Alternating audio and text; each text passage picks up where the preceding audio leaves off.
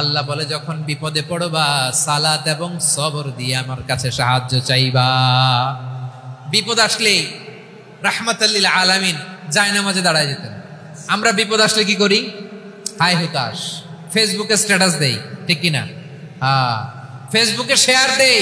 বিপদ আসলে বন্ধুর সাথে শেয়ার দেওয়ার আগে, নিজের স্ত্রীর সাথে শেয়ার দেওয়ার আগে, ফেসবুকে শেয়ার দেওয়ার আগে শেয়ার করবো কার সাথে?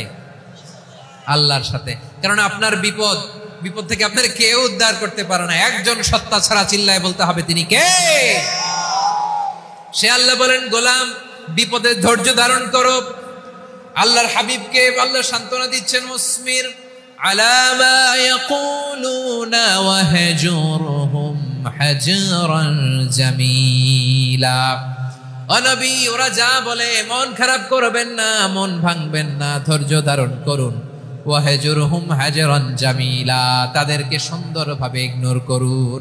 আমার নবীকে গালি দিত কবি বলে, গণক বলে, পাগল বলে, জাদুকর বলে, লেস কাটা বলে। আমার নবী নাকি লেস কাটা, নাউজুবিল্লাহ পড়বেন না।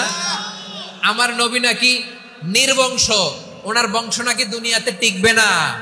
বলে মুহাম্মদ, তোমার কোনো ছেলে সন্তান বেঁচে নাই, তোমার বংশ নির্বংশ হবে। আল্লাহ বলে ইন্না শানিয়াকা হুয়াল আবতার। আমার নবীকে যারা বলেছে নির্বংশ, ওরাই আসলে নির্বংশ, ওরাই পিতৃ পরিচয়হীন জারদ সন্তান। চিল্লায় বলো ঠিক কিনা? ওয়ারাফা'না লাকা যিকরাক।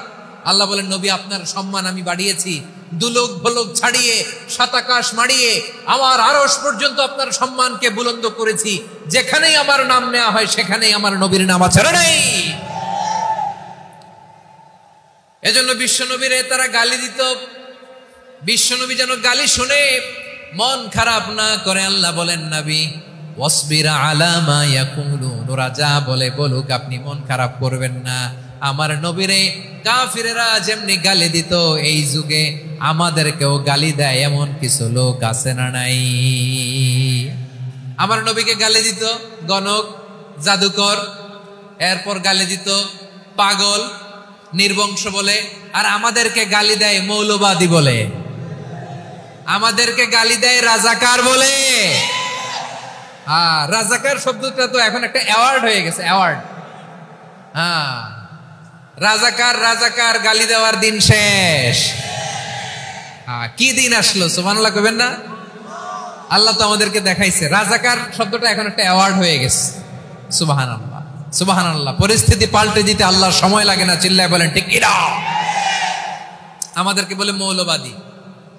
আমরা আসল কথা বলি, ভালো কথা বলি, দেশপ্রেমের কথা বলি, আমরা জনগণের কথা বলি, আমরা মা মাটি ও মানুষের কথা বলি, আমরা ইসলামের কথা বলি, আমরা দেশের সমৃদ্ধির কথা বলি।